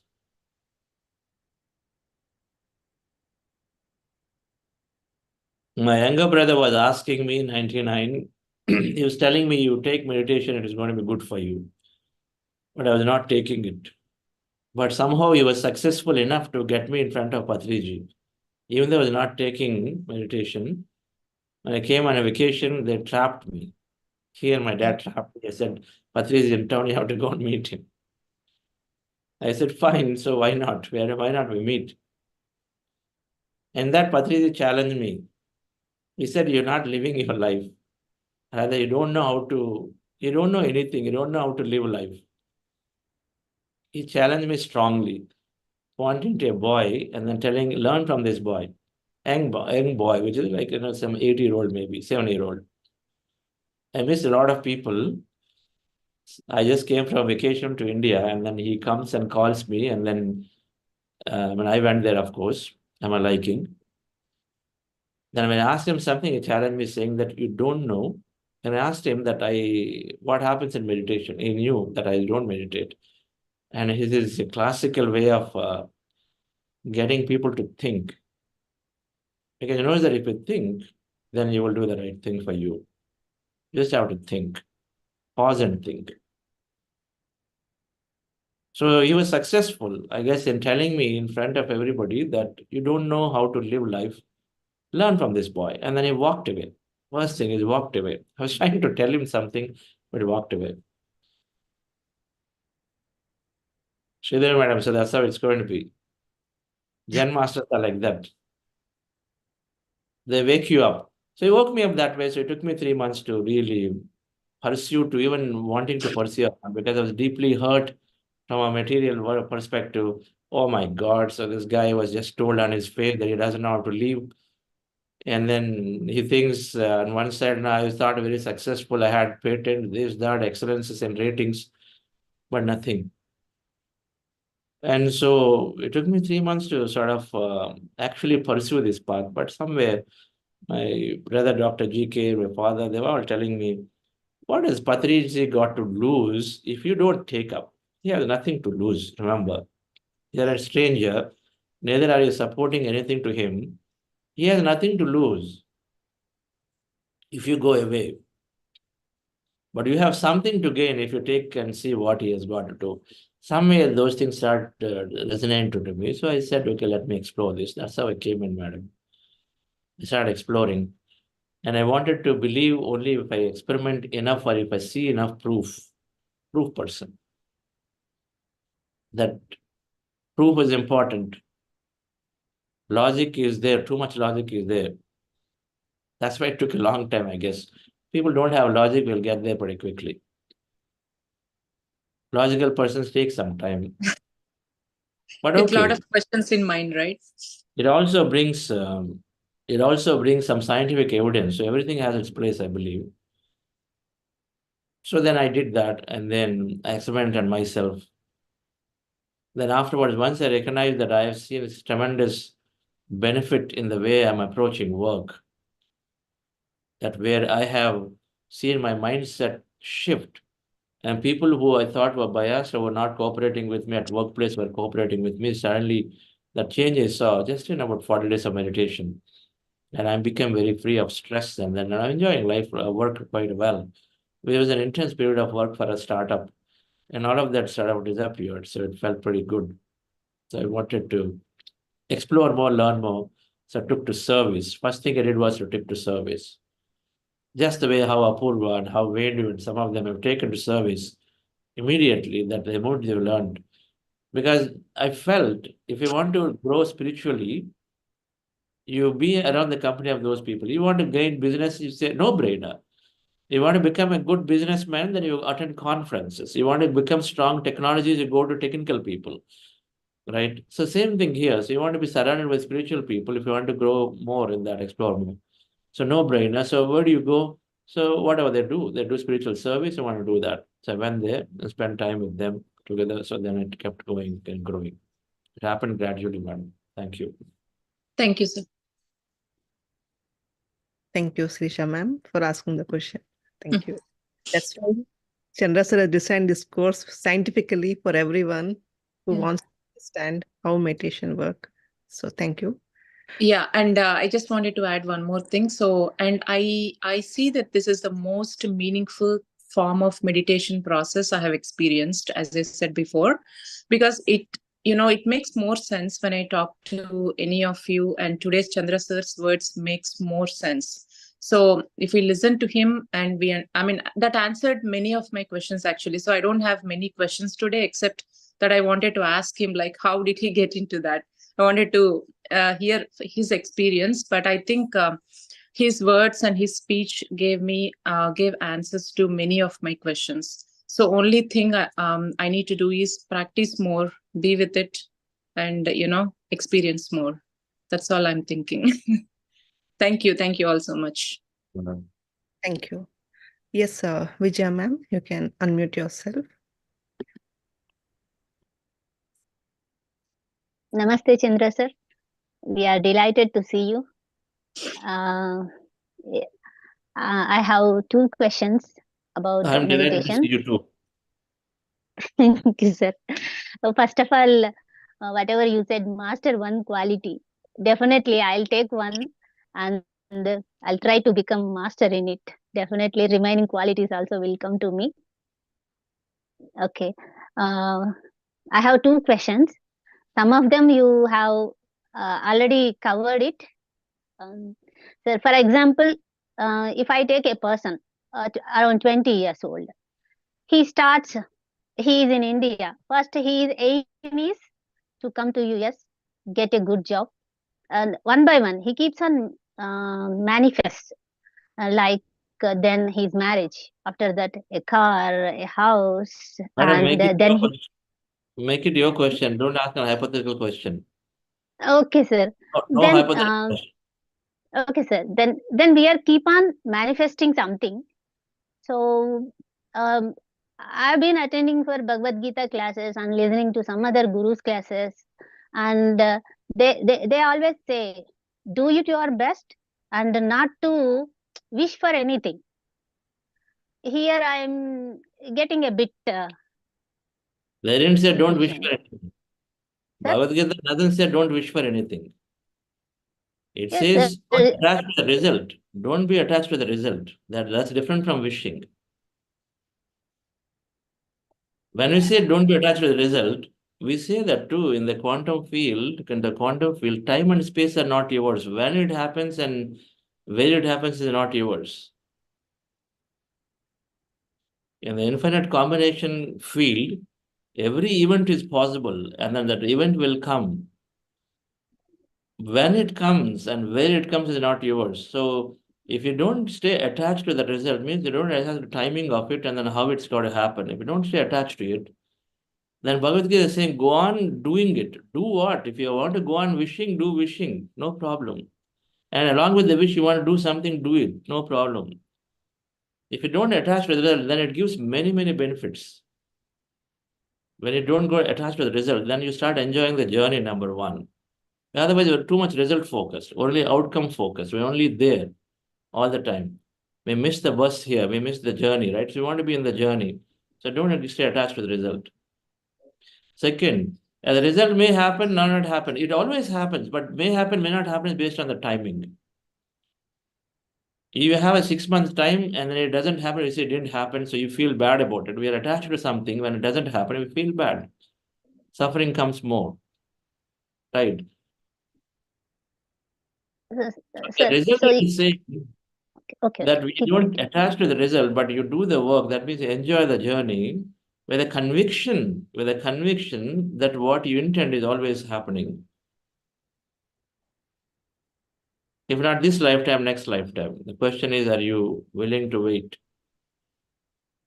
Meaning, if not now, it will happen. Sometimes, for example, what you wish in the childhood, it'll come, or what you wish in the beginning of your career, it'll come 20 years later. You say it suddenly happened. It doesn't suddenly happen. You wished for it as sufficiently in the childhood. It happens then. They're always coming. But we don't. So desire should be there. Desire is the fundamental basis for creation. Otherwise, there's no creation. No. But however, conscious creation is important. Conscious creation is important. Now you have a desire to see that 1,000 people become counselors or coaches. That is a desire. Somebody has a desire to build a pyramid, it's still a desire. It's just a different type of desire, right? Someone wants to teach meditation, it's still a desire. I said still a desire. Desire is the basis for creation, so it must be there. But conscious creation must exist. What is conscious creation? Conscious creation is taking care of everything around in a way that others are also experiencing life more as much as you are experiencing. Others means other life forms too. Everything must experience life greatly. So consciously do things with minimizing consequences and impact to others, everything around. Minimize the consequence. But continue to create. So then we become conscious creator. I wish, you wish, but then we don't interfere with each other. and then we can continue to create things. Just go ahead. You're going to say something more. Yeah. In the whole process, we are continuing that wish. So where is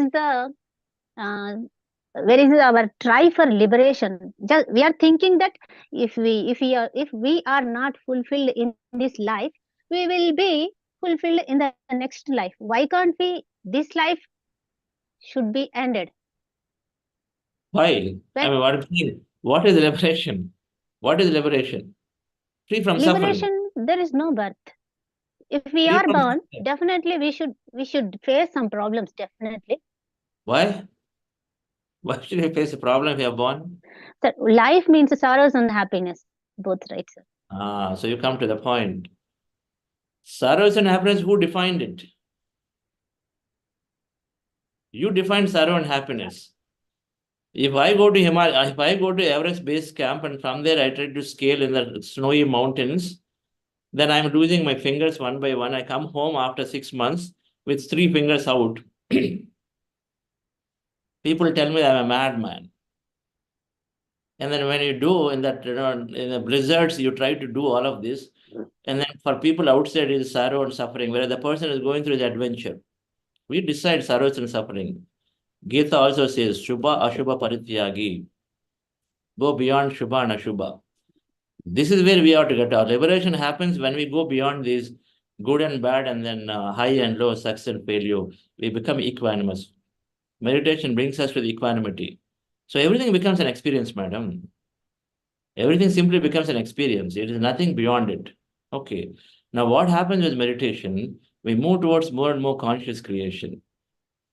We decide now how much we do. We've taken this body to do certain element of work. We create a vehicle, we create a company for a purpose, right? This body is coming with a purpose. So when we are aligned to the purpose, because when you say purpose, what does it mean? It means just the way when you set up a company, for a purpose, you take right set of people in the company so that you can deliver that thing, right? You need right environment, right people with a purpose. So right talent is hired, all of that. Then the company is designed to build one computer, and so it is taken. Now suddenly you say stop that purpose and you make brinjal crop. Can those people do it? They can't. They can't change its purpose just like that. The environment is set up nicely to build. So we all come here with a purpose where we choose people around place, around situations so that we can live a purpose. And so we do that. That vehicle is finished. So then we want to take a new vehicle, new environment, new set of people, then you go and do something else, right? That's how life goes on one after the other. Okay. So our desires, when you manifest, when you are truly you know what you're doing, you're going to align to the purpose. That's where you go. When you meditate, you are automatically stripped off of things unwanted.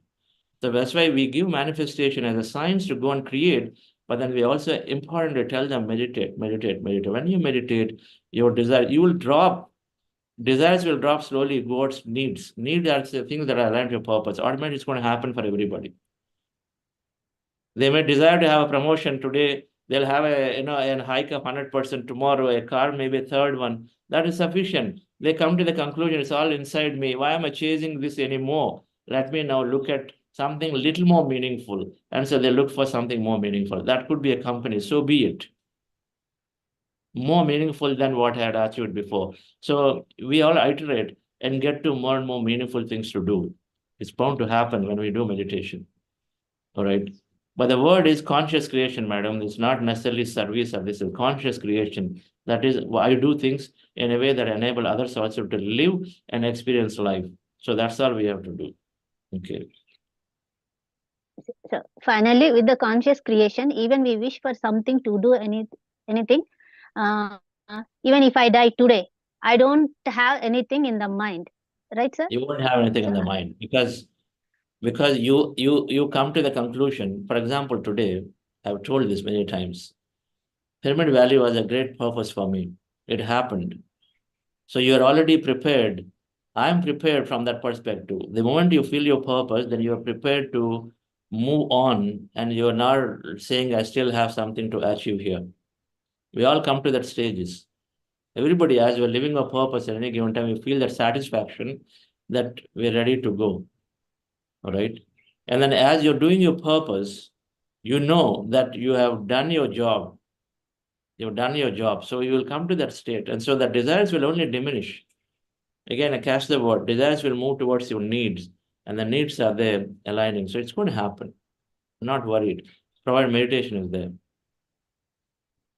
It's important to feel happy from inside. And then so for that, whatever we feel is required, we must do. And how do we do? By listening to the feelings. How do you listen to the feelings? By doing meditation. And so if so be it, if it is a house, so be it, take it. Because the feelings are constantly telling you, so be it. There's nothing wrong in it. Because you know that the moment you have what are those 2, 3 few things that are required are done, then you automatically move into align fully to your purpose. And it's like that. Okay. Thank you, sir. Sir, one more question, sir. Since my childhood, I have a fear circle this much. Slowly, with the life experience, it has reduced to 2, very little. That excludes me as well. So, with that little circle, I think sometimes I get thoughts. If I happens to them, that fear is there for me. How can I be fearless? Fear is there to what? Something happens to the people around you. Something happens to my close circle. Because you've not made your circle to be the whole world. That fear is there. I'm serious in saying it. Sir, my circle is? Your circle hasn't become the whole world. That's why the fear is there. There is a closed circle. Why should a closed circle exist? Why not the whole world is your circle? With true understanding of, with regular meditation, we embrace the whole. Or the other way to say, what you answer the question other side, demystify death. What is the worst thing can happen to somebody? Demystify life. If everything is an experience, we demystify the experiences to become good and bad, to stop labeling them.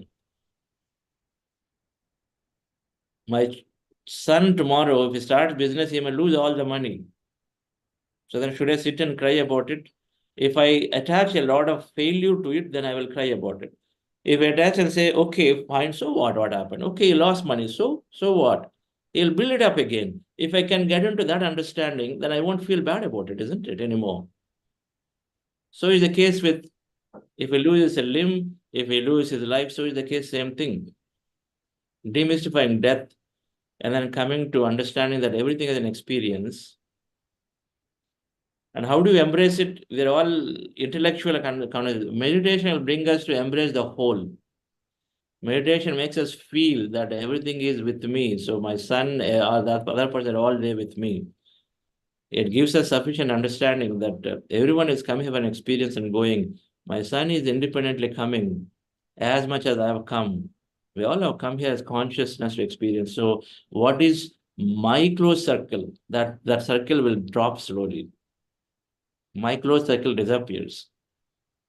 We'll see our children, our close circle as just another entity experiencing their life beautifully. And so we start recognizing how do we not label what they're experiencing as good or bad, and simply see how we can enable them. Okay. Okay, sir. Thank you so much. This will happen. Sir? With more meditation, more studies, this will happen to you, each of us. More meditation, more understanding of the knowledge will happen. Conversation with God by Neil Donald Walsh. Please read the book. Okay, sir. Okay. Thank you. Thank you. It's been a long time, right? Must conclude it here. Yeah, sure, sir.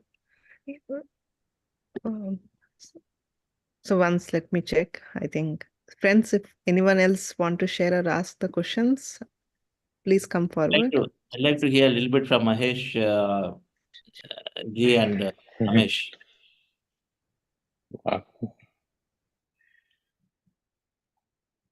So it's been a great experience, sir. As we started on the driver's seat before we were listening, since we are on the driver's seat, it put us into more pressure to get things operate smoothly and plan accordingly. So the whole thing, Apurva is a big pillar, of course, and then we're all just kind of helping and making sure the program is running continuously. And Keep It Life, we also wanted to bring experiences in the shared from senior meditators that I've been continuously doing. So, I mean, it's listening to you, just doing our own meditation is different. So Sridevi said other day in her experience, knowing to doing. So I think we are in the doing path. So it was a great experience. And kudos to everybody in the team that have been actively volunteering and doing it. Good, no? So beautiful. Doing Yeah. path. We're always in the doing path, by the way. We be of some, but then we go back to doing. Yes. This learning, doing, being, or knowing, doing, being is a forever thing, isn't it? If the knowledge is infinite, it is a forever It's thing. continuous. Yep. For everybody. Nobody is any different. That's all. Isn't each of us are states of it, that's all. These three. But each of us, we know if we sincerely do it, are definitely going to go from know to do to be. It's going to happen for everybody. That's also there. That principle is forever sure is there, you know it. Know to do to be is going to happen for everyone if they hold on to the path. You are little ahead, sir, in all this. What is it? The audio video. Live done. You are ahead of me. If I have interest, I will catch up with you at some point. Sure, absolutely. Always. Like that. Like that, we all are just, one is a little ahead of the other, on the same path. Yep. Nothing special about anybody. Yes. Thank you. Ramesh. Thank you, sir. Thank you, sir, for coming and sharing your great wisdom today. It's really great. And especially St. Louis team has done a fabulous job the last 20 days. So I was just attending and listening. So Apurva and Venu sir and back and Mahesh ji. And we have one more Pradeep. So he was also helping, and Sonal ji, Sridevi ma'am.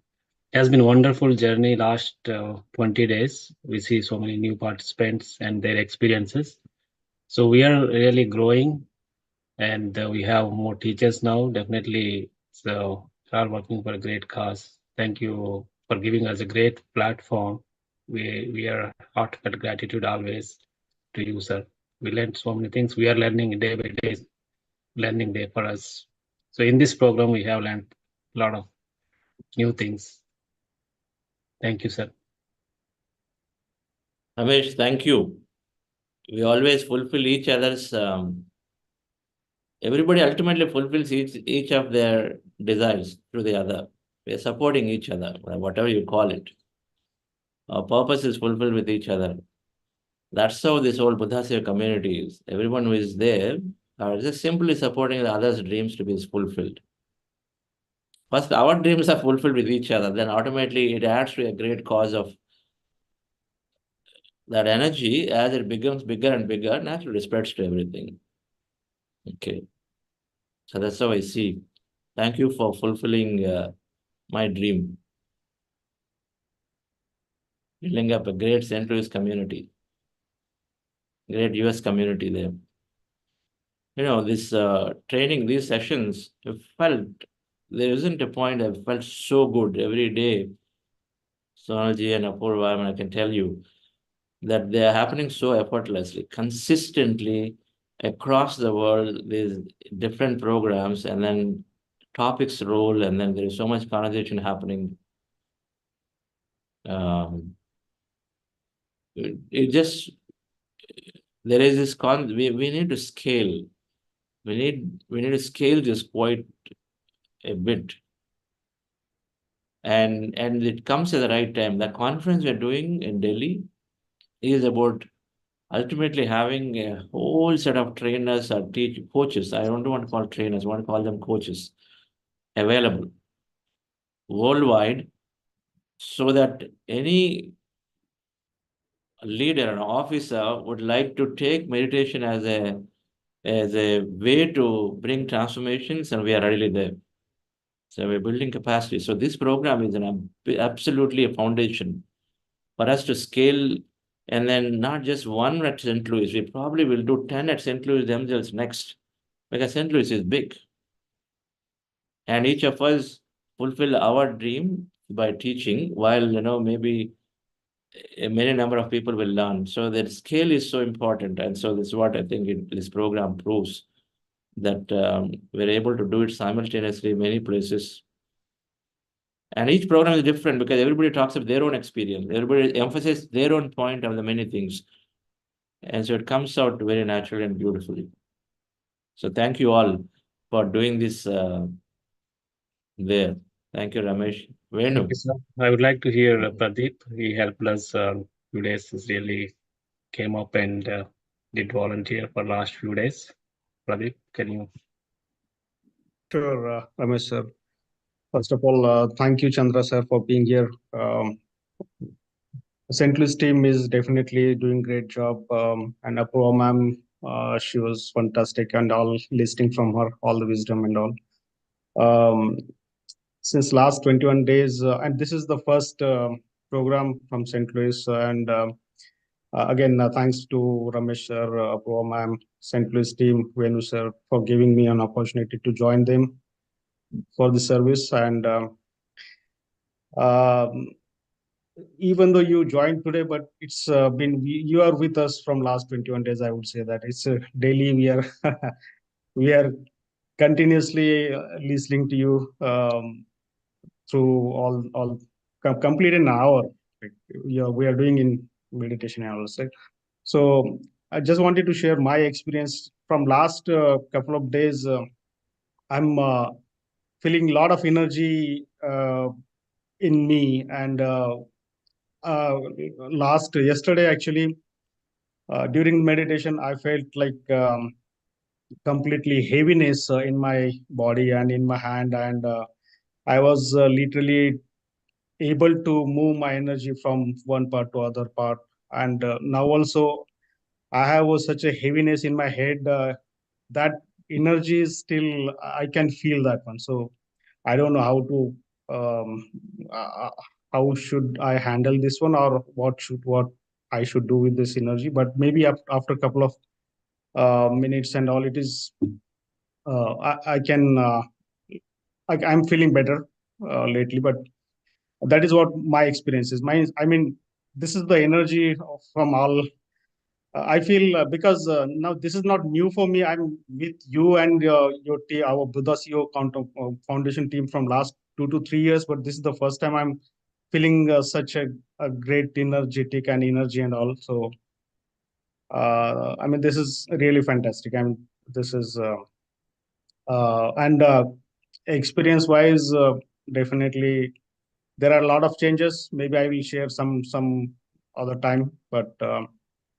And I'm looking forward to meet you here sometime in St. Louis. And yes, sir, that's all. Thank you, Ramesh. Perfect. That's, once again, this morning by the way, we're doing this 40-day meditations, 40-day 2-hour meditation. In the grand vision of this conference, we are doing 4 to 6 a.m. India time, 2-hour meditation. Anybody here, please extend that invitation to them to join. Their calling is there to join these intense meditations. This morning, one of our masters said, it happened. She has been intending to teach, but it happened. As this program started, it suddenly happened that she went and taught. I call that a shift. Now you're practicing meditation, but then first time you feel during this program where you go and then do these intense meditations or service things, then things happen. I call this a potential shift for you when you start feeling these energies suddenly, right? So things always happen when we are doing service or when we're doing intense meditations. Always something that shows up. So good to hear. Thank you, Pradeep, for everything you've done. Yes. In teaching, and he registered for the coach program. So next he will be the teaching in our sessions soon. Yes. So we have 5 teachers here: Sonalji, Sridevi ma'am, Pradeep, Venu, and Mahesh on the screen right now. Maybe. They're all the coach program now. That's from St. Louis. We have so many. That's great. And that's how I felt. Mothers are also raised their hand. Yes. Teachers. Yes. Great. Venu? Yeah. Thank you, Chandra sir, for the wonderful opportunity to lead this 21 days program. And so it's really like I'm just recapping like how my journey has started. Participant, facilitator, host, teacher. I'm speaking like it's like now it's speaking in front of all the people in camera. It's like a drastic change from my end. So all this happened because of meditation and all. Like my deepest gratitude to you and Vani Madam and all both of you. Thank you, sir. Wonderful. Sir, he has been a great backbone for all the hosting stuff. So he's mastered all of it. He's been doing a fantastic job. Venu, sir. Oh yeah, Venu has been so selfless in doing things. He and Suma, thank you. Thank you, Venu. Rita ji, I saw you raised hand. Accidental? Yes, sir. Thank you. Thank you very much. Taking this opportunity to thank entire team of yours. We can see your energy flowing through them and getting inspired and motivated. Totally, you have formed a beautiful team, sir. But yes, we are getting attached to you day by day. So what should we do about this? We have to break this immediately. That's not possible. We have to break this immediately because we know it. It's a meditation which is helping us come together. Yes, sir. This is the beauty of meditation. Whoever meditates, they are finding the connection with the other. That's all it is. So when you start teaching, we all must become teachers. Everybody here today listening at this time of the hour are all great teachers. They're going to be that for sure. First, light workers to spread the light, spread this, and then in due course, naturally teaching in their own way. So that's all it is, Rita ji. Yes, sir. Thank you. Thank you very much. I'm happy to be attached to you. So, but your attachment is different. So, but your entire team is excellent. We heard the experience from Apurva ma'am, Sona ma'am. Shri Devi ji is not there on the screen. I do not know, but excellent, sir. Even Lakshmi ji yesterday. She's building another chapter somewhere. Yeah, please go ahead. Even Lakshmi ji yesterday, one of the workshop, she spoke beautifully. So all your energy is flowing through many channels, and we are here to receive them. So thank you. So that you will flow that energy to many channels. Right now, I'm a little selfish, sir. Let me be a witness. We must be fully selfish in cause of spirituality. To learn and learn and learn, take all the time. That's why I come, spend time with Sridevi Madam and then learn sufficiently from her. It was fully selfish when it comes to spiritual learning, but material, we ask, but leave it. If it comes, it's okay. I know you do, you reject it. Please stop rejecting and take what comes. Okay. Yes, sir. All right. We missed you coming to Mumbai. This master, Sridevi Madam, she works a lot and then she rejects things, material. That is also a problem. We have to ask, claim what is rightfully ours. It's just that we don't go after it. But we go after any spiritual benefits. We go after them. Sir, I have to be part of this program at any cost. We have to ask for it. I used to be like that too, all the time. Somehow get into programs. Yes, sir. Many of the belief you have broken, sir. I've dropped many of them.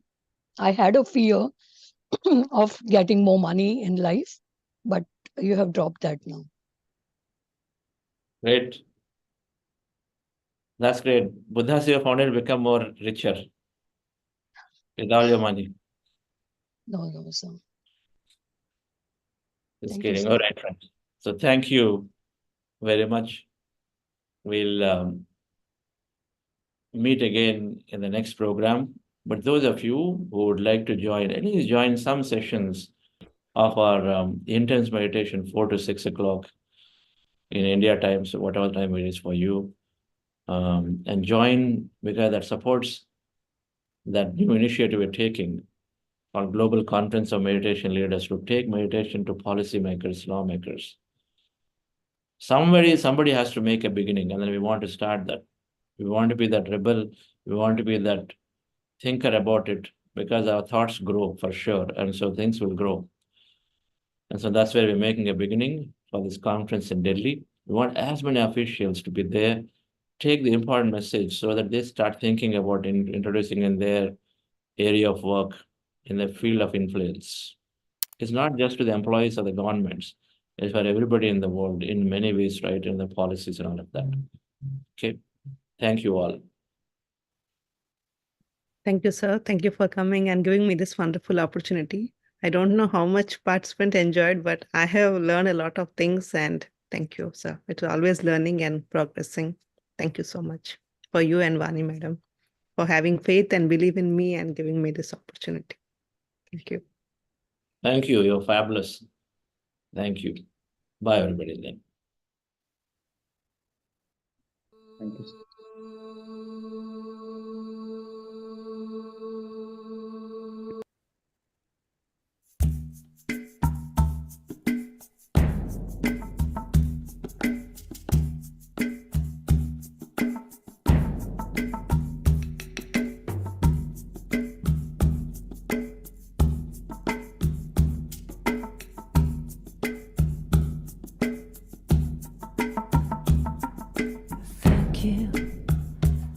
Say thank you. Thank you. Thank you. 'Cause I'm so grateful. So grateful. Oh, grateful. I'm so grateful. So I want to say thank you for this day, Spirit. Thank you for this day. Thank you for this day, Spirit. Thank you for this day. This healing, this healing, this healing day. This healing, this healing, this healing day.